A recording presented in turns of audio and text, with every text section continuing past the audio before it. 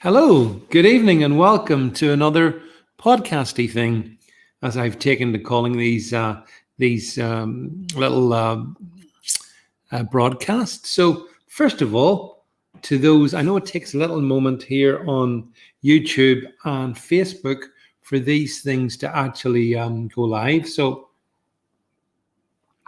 I will just give it a minute or so as hopefully people join.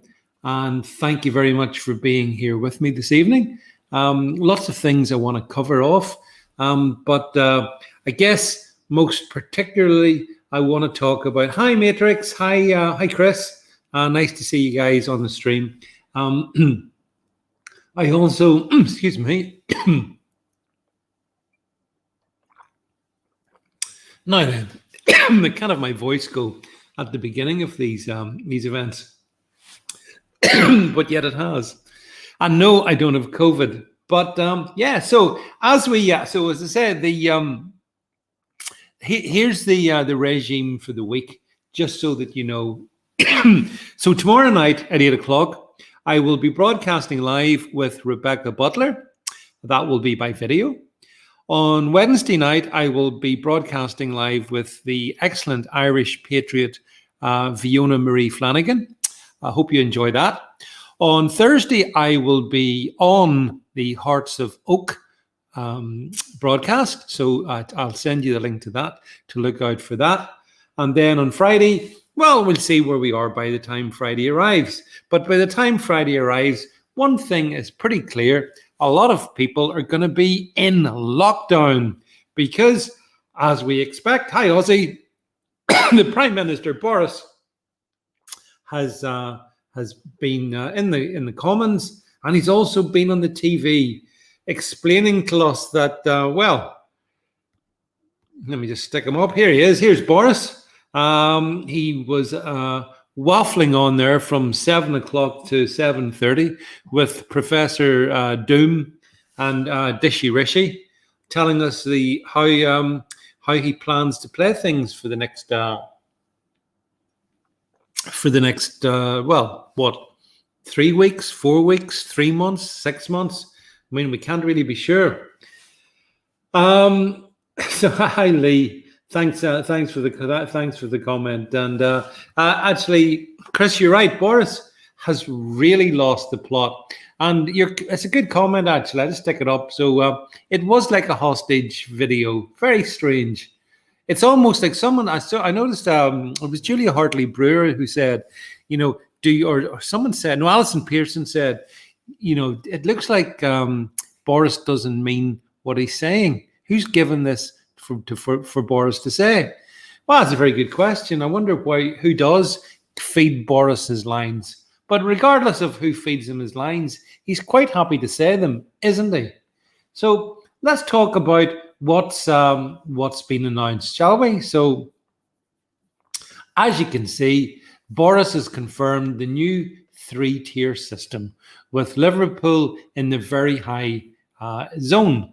Now, we did talk about this, folks, as you will recall, the last week. This was widely leaked to the media.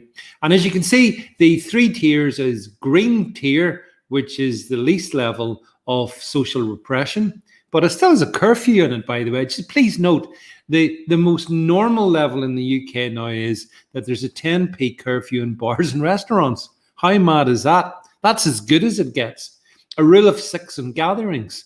And of course, the all-important social distancing measures, which have no significant scientific evidence behind them. We then move to where Liverpool is, which is red. Maybe it's turning the town red for Liverpool in tier 3. So all restrictions are in place. Actually, interestingly, pubs are closed and shut, but restaurants aren't. Isn't it a remarkable virus? Isn't it a remarkable virus that knows not to go into a restaurant, but it will go into a pub? Now, that's very credible, and that's remarkably scientific, isn't it? I mean, who could argue with that? Who could conceivably take any arguments with that kind of incredible logic from Boris? It doesn't make sense. Now, Edward asked me the question here, do I think Northern Ireland will go into lockdown? Answer, yes. And very quickly, by the way, Edward, is my suspicion. I believe it will happen tomorrow. Probably the announcement will come tomorrow or Wednesday. So probably Wednesday. Liverpool goes into lockdown from Wednesday. So this was the excuse me. This was back to Boris. So yeah, Liverpool. Well, Merseyside actually. So not just Liverpool, the whole zone, which presumably has quite a large population of a few million, I would have thought, are going to be basically put under de facto house arrest, apart from going to the restaurant. So you can't go to visit your family, but you could go. But you could take them for a meal. And people think this is credible science. Meanwhile, folks, oh my God, look, the Nightingale hospitals in Northern England are told to get ready because of the looming disaster. And if you did watch Professor Dr. Doom, Chris Whitty, on the broadcast on the Boris's little 7 p.m. broadcast, he was putting up all kinds of slides with all kinds of modeling estimates. So let me cut through the crap on this one, shall we? And let's look at a little bit of scientific fact, because I think that kind of is the best thing to do in these circumstances. And so what I want to show you now is not a computer modeling analysis. This is actual stats. Let's look at the looming disaster. And here you see it. And as you can see, this was back in the peak of the pandemic, back in March, April, where we had all the deaths, all the cases. And then underneath here in the red, you see all the deaths. Can you see all that, folks? Now look where we are. See all the deaths? But look at this strange thing. We're now getting basically at peak pandemic. You can see right about here, peak pandemic. There were around about 5,000 cases being sort of appearing on a daily basis. That's now up to 3 times. So we've got 3 times the cases. Yes, can you see that? 3 times the cases now that we had roughly back then. But look at the mortality rate. It's virtually invisible.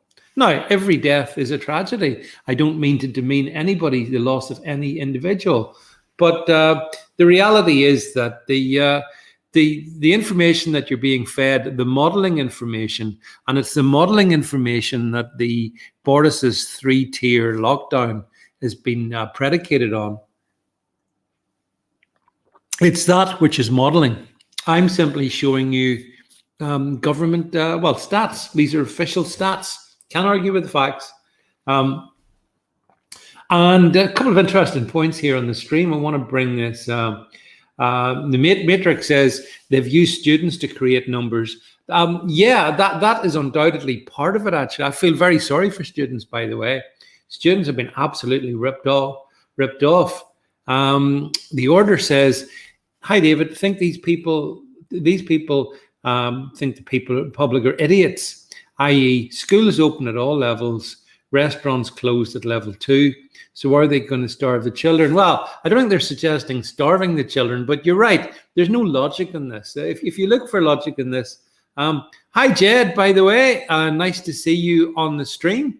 You're very welcome. There is no logic in this. This is the fundamental thing we have to get a grip on, folks. What is being portrayed by Professor Whitty and by Boris Johnson as a reasonable precautionary approach is anything but. It's kind of demented. And again, James makes a very valid point. These are the same people who do climate models. Well, you're dead right, James, and we all know how accurate the climate models are. But the reality is that this modeling, which they're using, paints a picture of imminent disaster. And so in order to stop this imminent disaster, the government has to lock us down. And I mean, there's several things to be said about this. I find it very, Matrix also, by the way, makes the point that door-to-door case harvesting using council goons also has facilitated it. Absolutely right. Absolutely right. I mean, this, well, there's so much to say about this. This is only a 30-minute, oh, hello, Jed. Nice to see you. And it's been a while since you've been on the stream. You're very, very welcome. Jed, thank you for being with us. If you want to drop me a wee message, you know how to contact me via my parlor. But back on stream, the manipulation of statistics to contrive a situation which basically means that we are going to be all faced with lockdown is so disgusting. It's horrific what this British government is doing. I mean, anyone who voted for Boris Johnson now must, back in December, must feel so bad about it in October of 2020. I mean, he's gone full on totalitarian, full on authoritarian, and even worse, he's like a mini version of Nicola Sturgeon. So Nicola Sturgeon has locked down Scotland, or a big chunk of Scotland, as you know, from Friday night. And now here we are on the Monday, and Boris is following her. He's actually following Nicola Sturgeon. How embarrassing is that?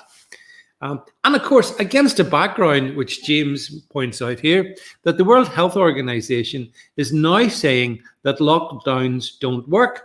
So if you follow the science, I mean, I've got lots of issues with the World Health Organization, but you're right, James, they have stated that lockdowns don't work, just as Boris puts us into a lockdown.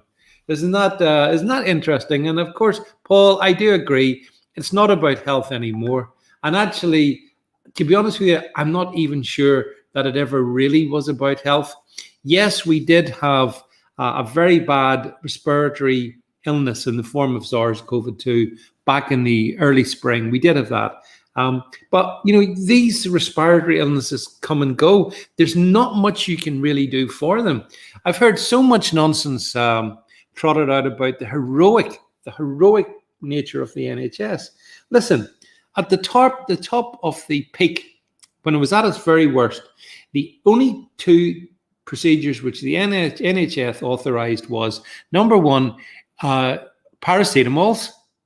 Yes, seriously, that was a treatment. They could give you a few paracetamols. And if you became very unwell, they could give you oxygen. And if you became even worse, they could put you on a ventilator, until they discovered that ventilation tended to kill the patient. So not a great treatment. Anyway, that is the reality of what the heroic nature of the NHS was back now. But now we're being told, and I put this out on one of my platforms, I can't remember which one it was, but I saw I think it was the Daily Express today. They said, we've got to save the NHS. And that means we have to accept all this imposition and removal of our liberties. That we must accept that we can't see our friends or our families. We can't socialize. We can't go out. We can't enjoy ourselves. We've got to do all these things to save the NHS. But heads up, the NHS is there to save us, not the other way around. And it's high time that this was sort of said. Well, I've said it pretty consistently. I know some of you guys have as well. Thank you, James, for your kind comment. That the NHS, this kind of heroic, this slavish worship of the NHS, I find very disturbing. But here's something I also find very disturbing. Now, I'm going to see if I can share the screen on this one with you. So let me just, here's a really remark. Let me build this up first, and then I'll tell you what it is. So if you think that there's something that smells a bit fishy about all of this, a little bit fishy about all of this, and I certainly do, here's a video I recommend you watch. Now, I'm going to share the screen with you so you can see it. So just basically watch this. And it's this video here. proof that we're being lied to. There it is. If you Google it, it's on Jordan Houston's platform, his YouTube channel. It's still there, remarkably. And if it's now, it's an interesting one. So please take a note of it, and please, if you get a chance, go and watch it. And the reason I'm suggesting this, by the way, folks, the reason I'm suggesting you watch Jordan's video is what he discovered was that he had two friends, and both of them tested positive for COVID, and then they took a second test, and they both tested negative for COVID. So he thought that was strange. So what he went and did was he did an experiment, and the experiment was an interesting one. He did 3 tests. He tested his pet cat, he tested his computer keyboard, and he tested the pavement. He did it properly, and he sent those tests off, and then he got a response. Spoiler alert: I'm not going to. My screen's frozen here, folks. Hope you can. My apologies if I can't get to your comments at the moment, so you just have to let me talk. He got the test back, and it's quite remarkable. Go and watch the YouTube video. Now, I'm not sure if I don't think it's a spoof. It might be a spoof. So much on the internet is a spoof. But what is for sure is that it's remarkably interesting. And of course, in all of this, there is the reality that essentially what we have is, in my opinion, a case-demic, not a pandemic. And of course, Unite or Fall is quite right. Boris, during his stupid little presentation there, talked about the fact that the rate had fallen right down, right across the summer. But then, Boris, that's when you introduced mask wearing. So if the mask wearing is so effective, how come the rate has gone through the ceiling? And that is something that remains unanswered. How come, if masks work, that the rate of cases has gone through the upper stratosphere? Now, I don't know if any of you guys have theories in that, but it's working again here, folks. Sorry about that. The stream just temporarily froze on me, so I couldn't I could actually see what you're saying. Chris asked the question, anybody know anybody in hospital? Good question. Answer, I don't. I don't know anyone who's been ill from COVID. I don't know anyone who's died from COVID. And that's seems to be a relatively shared experience. Kim makes a very good point that Boris is indeed the Mancunian candidate. And some great comment. I just want to put some of your comments. Ozzy says, save the NHS from fat doctors and nurses. Oh my goodness. Sharon, good to see you on the platform, the stream. Sharon says, I don't believe one word this government says. It's all a farce. Well, Sharon, I think, and I guess many of us feel exactly the same. I mean, I can remember back in March watching these daily, the press conferences, and I was glued to them because I was concerned and worried and what was going to happen. Now I just laugh at them. I don't think I'm alone. I laugh at them at one level. I'm disgusted by them at another level. I see entire communities being locked down. And actually, going back to Sharon, who's up in Scotland, I mean, what Boris has done is bad. It's very bad. But what Nicola Sturgeon has done in the Central Belt in Scotland, which affects 3.5 million odd people, is even worse because she shut the restaurants. She shut the pubs. She's essentially destroying tourism in Scotland. And yet the SNP voters seem to think that the sun shines out of her posterior. Very, very strange. But with Boris, the damage is still going to be there. So who did Boris have on his little broadcast tonight? Why he had Rishi, the Chancellor. Now, I think the reason, let me give you a theory why I think the Chancellor was there. I think Boris is very concerned that Rishi might be more popular than Boris. So it was very important for Boris, for Rishi to be there, to be alongside him as he announced what are unpopular measures. So I believe that that's why Rishi was there.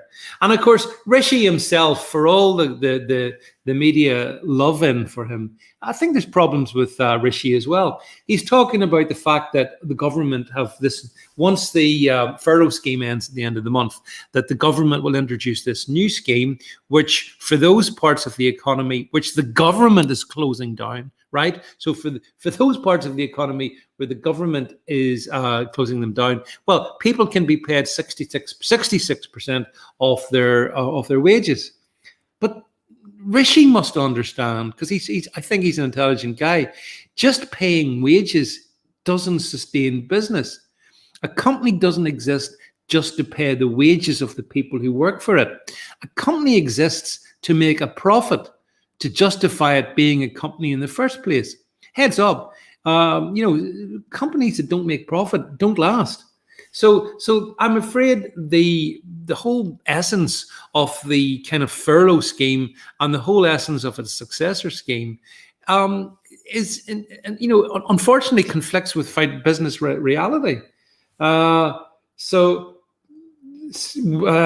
okay, someone's saying here, if there's no mask wearing, is it not possible that the rises would be even more stratospheric?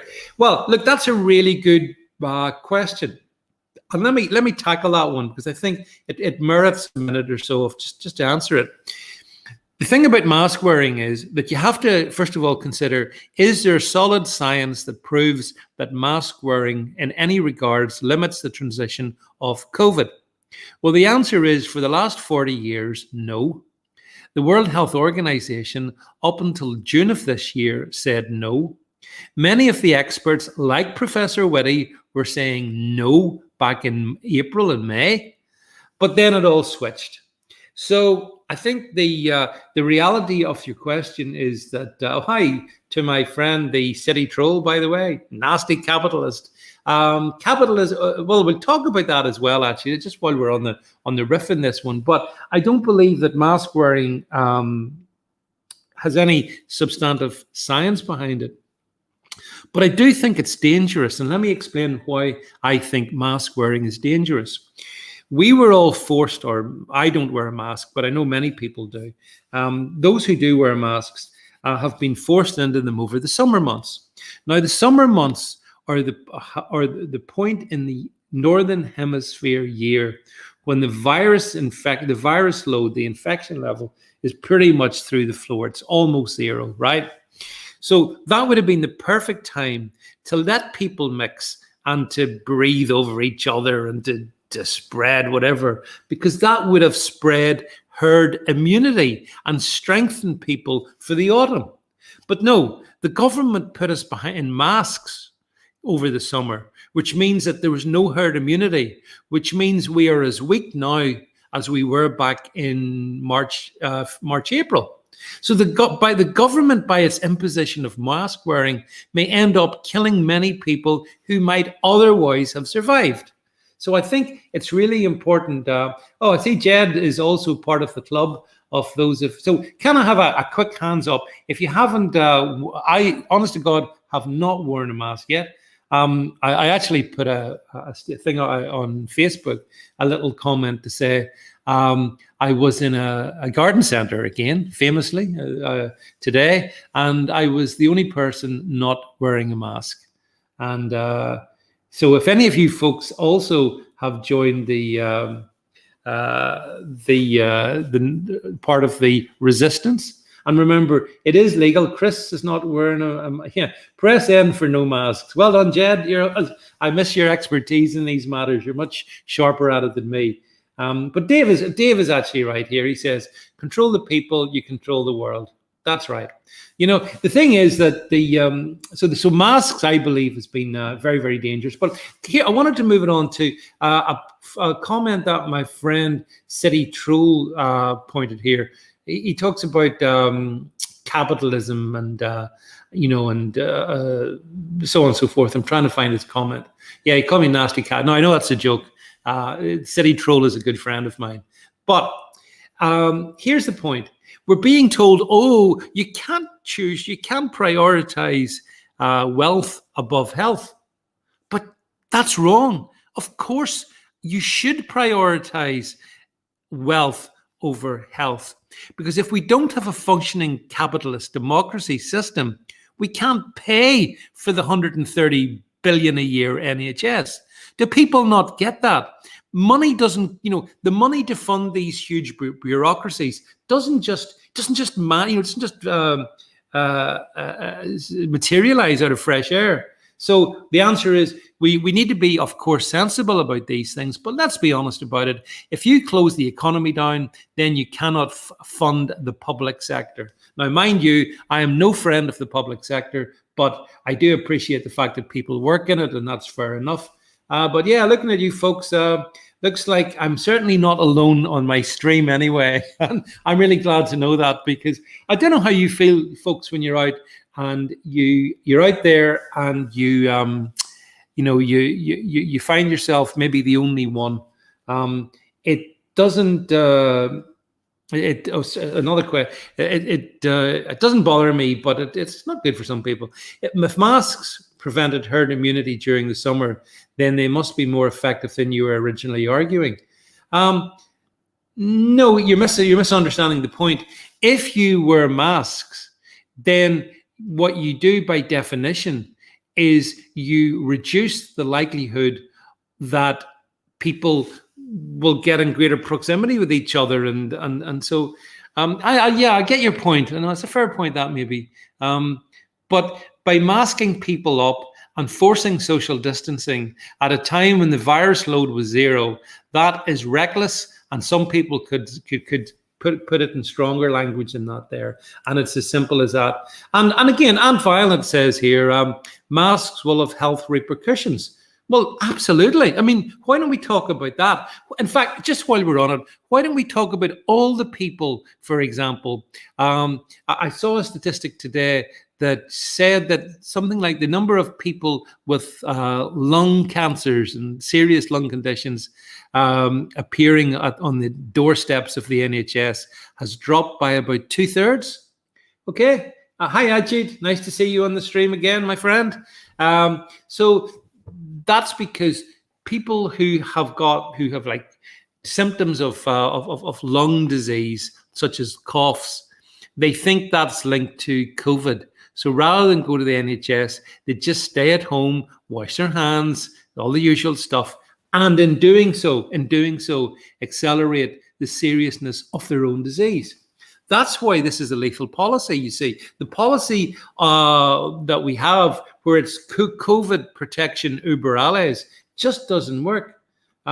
Sharon says, you're right, Sharon. Most people get their info from the MSM, so they don't get the bigger picture. And actually, just on that one, Sharon, the only thing I find worse than the political response is the response of the mainstream media. Now, I listened to Boris, as I say, and his two henchmen, Rishi and Professor Doom, Dr. Doom. And then it opened up to the journalists. And all the journalists were there. Yes, we had the Goon Squad, Robert Peston. Yes, we had Beth Rigby. Yes, we had Laura Kunsberg. Yes, we had all the usual people. And I mean, I don't know about you, but these people absolutely disgust me, because they won't ask any of the right questions. Chris makes the humorous comment, well, at least at the plus side of COVID, nobody dies of old age anymore. Well, actually, did you see, Chris and folks, that the average, I saw something that said the average age of COVID deaths is running about 87 years. And in countries like Ireland, I know the average COVID death rate is about 83. I think it's 83 years, which is interesting because the average mortality rate is 81. So the people who die from COVID actually live a couple of years longer than the people who don't have it. Peston was claiming he had it. Of course he had it. Yeah, Prince Charles had it. Who else? Who are all those other famous people? Tom Hanks had it. But yet they all miraculously got better. But of course, it sure as heck spread the fear. Well, if Tom Hanks can have it, and if freaking Buzz Lightyear can have it, then anyone can have it. Or no, Buzz Lightyear. No, he was who did Tom Hanks play? Woody, didn't he, in Toy Story? I think. I missed Chris, the journalist from Liverpool, who didn't hold back. Well, I mean, I hope the people of Liverpool don't roll over. I hope Liverpool people fight back against this draconian imposition. I can't imagine how Woody and Violet, you're right. It's Woody from Toy Story that Tom Hanks played. But no, the journalists are absolutely reprehensible. I find them just so appalling, and they're playing a key role in spreading the fear. And in actual fact, I believe the media, for example, where I live here in Northern Ireland, the media are busting a gut to get us locked down. They want a lockdown. And the reason they want a lockdown, and I've said this before, is if people are locked down, they're sitting at home and they're going to watch the TV, which means greater viewing figures, and the media love that. They love, and also the fear means that people tune in to watch Boris and the rest of the doomsters and gloomsters. So Kim, I agree. Get out on the streets of Liverpool. Well, I hope people, do stand up for the right to just have a life. Because certainly, I don't know what it's like, as I say, for my friends in Scotland, but I mean, social life has just been switched off. And I mean, the other thing to understand is that whilst there's talk of this being for 2 to 3 weeks, maybe 4 weeks, could be 6 weeks, I reckon they will run this one right up to Christmas. And I reckon that Christmas will be mangled and bent and warped out of all recognition. And I noticed that actually during Boris's press conference, mention was made of Christmas, and he did his usual, "Oh, shucks, folks. Well, we'll do our best to try and make it as close to normal as possible, but we just can't be sure." Of course you can't be sure. They have no intention of making Christmas look anything like Christmas. No one will be going to church to sing Christmas carols. There will be no, if they have their way, no gatherings, big gatherings of family units. There'll be no Christmas parties. There'll be nothing. This will be one of the most bleak Christmases since Oliver Cromwell. And it's all being done under the jurisdiction of Boris Johnson and in London, and then the little goons in Stormont and at Holyrood and in Cardiff. Chris says apparently the journalist singling Liverpool out for political reasons. Well, let's be clear, Chris. I think it's a point you've made. I mean, the Tories have very little to lose in Liverpool. So yeah, I mean, but I also do remember the mayor of Liverpool, or one of the two mayors of Liverpool, begging for lockdown. These people are kind of strangely nihilistic. Jed, as ever, is on the point here. He says it's about breaking the spirit of the people to take away our rights. Yeah, absolutely it is. It absolutely is about that. Kim says Liverpool and Glasgow will soon speak. Well, Kim, I'll be very interested this weekend. This weekend in Glasgow and this weekend in Liverpool, the pubs are shut. There is no socialising. So will all those millions of people that live in Glasgow and live in Liverpool, will they just accept this and roll over, or will they do something else? And certainly, based on what we see in the likes of London, it seems to me that there will be resistance. But then, of course, maybe that's when the COVID marshals and the army and the police and all are rolled in to force people to basically sit at home. It's a remarkable situation we live in, folks. Really remarkable. Oh, hang on a second. Here's someone. I live in Bootle, Liverpool, and most of the people here aren't listening to the government. Well, that's really interesting. Thank you very much for coming on the stream and saying that, by the way. Sorry I missed your comment earlier. It's the local people that matter in this one. Big government can say what it wants. I've seen other comments. And actually, here's an interesting one. Let me put this one up. There's a big football match in Glasgow this weekend. Well, Sharon, that big football match then, presumably, well, of course, no one can go to that because, of course, there's no the stadiums are empty. They don't allow people to have even that level of enjoyment. But yeah, it's going to be the first alcohol-free, the first alcohol-free football match in Glasgow. Yeah, and the rest of it. Oh, it's the Old Firm, right? So, so Rangers versus Celtic, alcohol-free. That's going to be really interesting to see. But I mean, there's a serious contention in all of this, which I've touched on in previous broadcasts, and namely that all those pubs, and in Scotland certainly all the restaurants as well, like they're being starved of everything. Sturgeon is strangling Scottish business. And as I showed you in that previous slide, and I'll put it back up again because I can't share this often enough. Here you go. Look at the red. Look at the red line. Look at the mortality. You're being locked up for that. And that's why it's not a pandemic, it's a case-demic. And I see no reason why that is anything other than accurate when I say that. But Ozzy says the point, and yeah, I mean, Ozzy, plenty of house parties, undoubtedly. However, I am aware of the fact that, for example, in the Irish Republic, and we'll be talking about this on Wednesday night with Fiona Marie Flanagan, I think the Justice Secretary or Health Secretary was suggesting that there needs to be limitations put on the amount of booze that can be bought in off licenses and in supermarkets. So they're aware of the fact that once they shut the pubs, what people do is people go to the off license. But what if they shut the off license? And therein lies the problem. These people, you know, and Edward makes the point, they've destroyed the high street. It's very sad. And actually, yeah, Sharon, we aren't allowed anyone in their homes either. Well, you're right. Yeah. So what am I saying? Yeah. So you're not allowed to have a house party and you're not allowed to socialize. So basically the 3.4 million people in the Central Belt in Scotland are being told to actually sit at home, stay at home, don't mix with anybody, don't enjoy yourself in any way. I mean, that's shocking. Absolutely shocking when you think about it, Sharon. Sometimes these measures, but then, Sharon, I mean, you don't have to sort of answer this on a public forum, but I would suggest to you that it is possible, just possibility, that perhaps some people in Scotland say, oh, to hell with what Sturgeon decides, orders, and we'll live our own life. Again, I've got a comment here. I'm totally undecided as to the merits of all the various measures, or even of the seriousness of the pandemic. Well, again, I agree with you. I do know, however, that economically and socially, we are being destroyed. It's the same everywhere, though, and the UK government is not acting in any different way than any other country.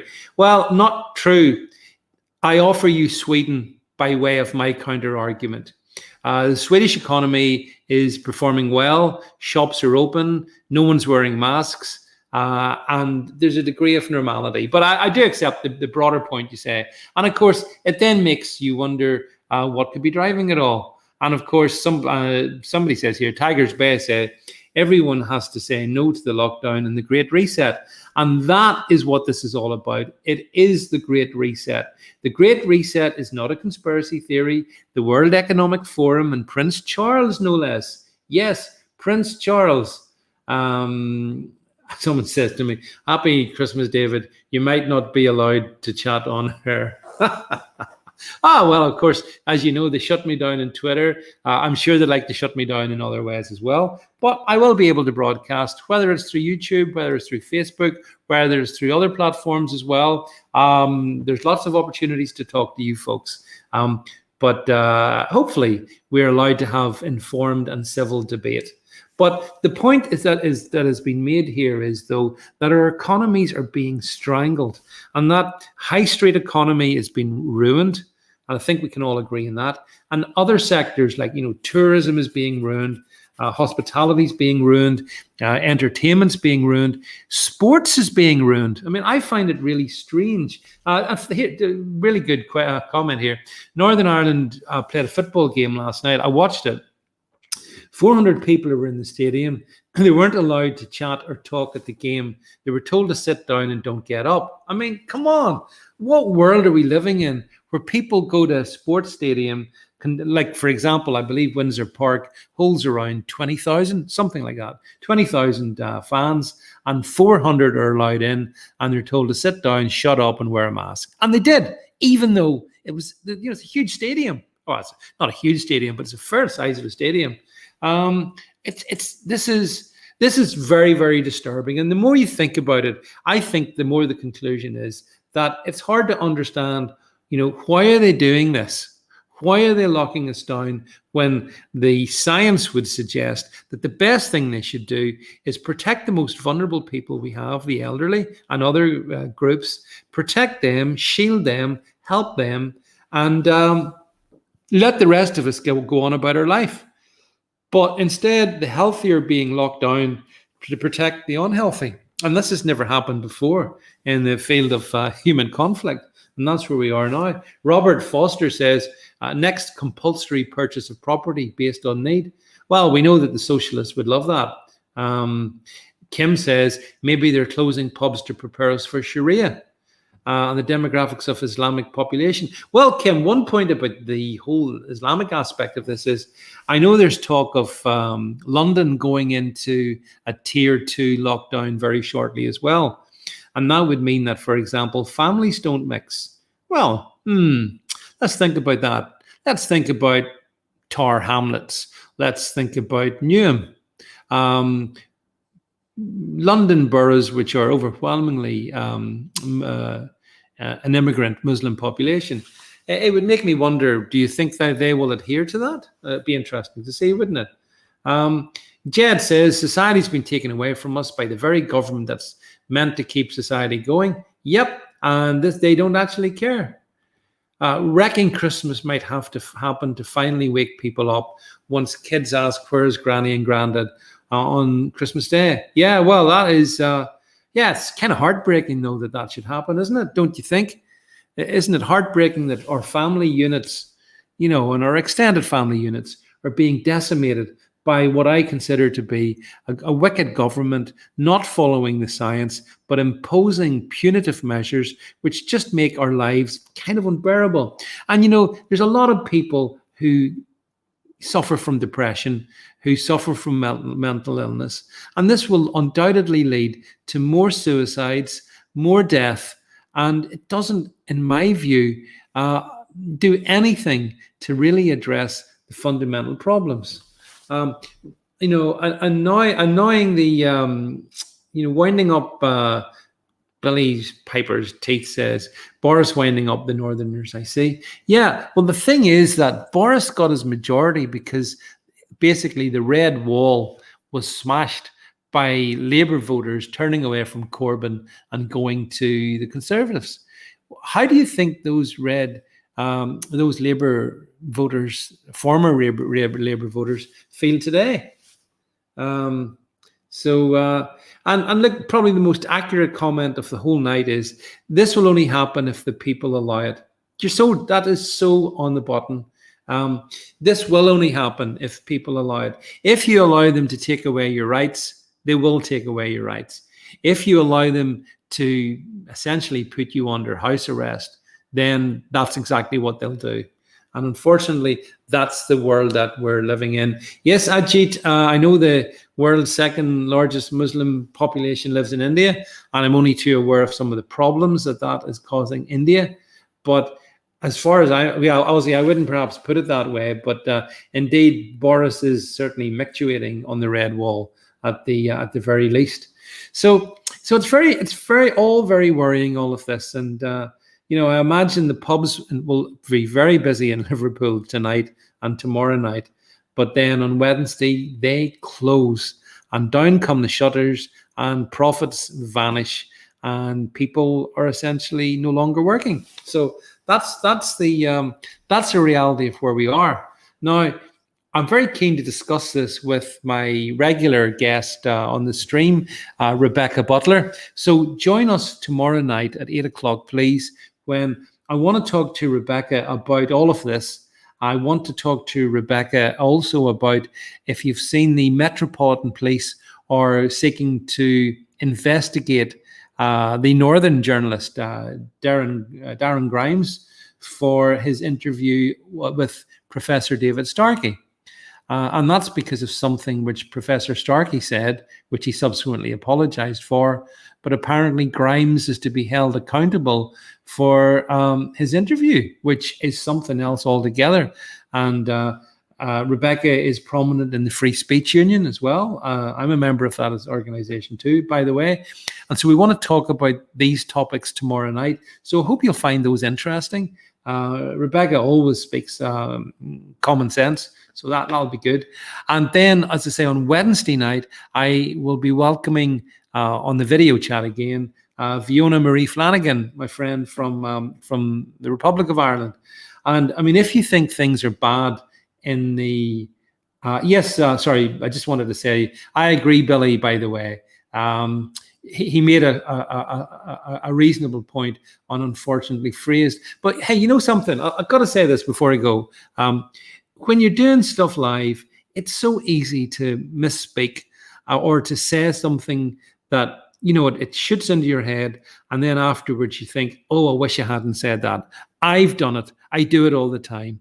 I wish I was perfect. I wish every sentence was perfectly constructed and every choice of, you know, every expression was just spot on. But unfortunately, you know, in a conversation, and it's the same for you guys. When you're chatting to each other, you know, we all say things, and sometimes those things are not as well as phrased as we would want. But anyway, the Irish government's going full lockdown, full authoritarianism, and some of the things happening there is really, really scary. So I thought it would be really helpful for us to listen to what Fiona has to say about the Republic of Ireland, because again, I think the Republic of Ireland, in terms of the government, is pretty much in lockstep with the British government, maybe a little bit further ahead. So it's good to know what's happening in Ireland, because probably that's where Boris will take us next. So as I say, I've got Fiona Marie Flanagan on Wednesday night at 8 o'clock. And of course I have Rebecca Butler tomorrow night at 8 o'clock. So I hope you will be able to join me for those streams. And I will risk the video. One of the reasons I like to do this is because my upload speed is so useless. It copes well with an audio file. It doesn't cope so well with a video file. But to hell with it. We will experiment and see what happens. So look, folks, that's it for me for tonight. I wanted to thank you for being on the stream. I want to thank you, as always, for your comments. That's what makes it. That's why this is good fun. That's why I do this. I do read everything that you guys say, and as always, I find wisdom and wit and thought-provoking comments in what you said to me. So listen, thank you all very much for being with me. Please make sure you join tomorrow night at 8 p.m. And in the meantime, of course, if you want to check me out over in Parler, you will find my comments on Parler. You'll find me on the Alt News Media Facebook account, and you can also find me on my own personal Facebook account. If you want to join that, you can do that. And yes, I will continue to be heard. I will not be silenced, and I will, of course, never comply or submit. Thanks for your time. Speak soon. Bye-bye.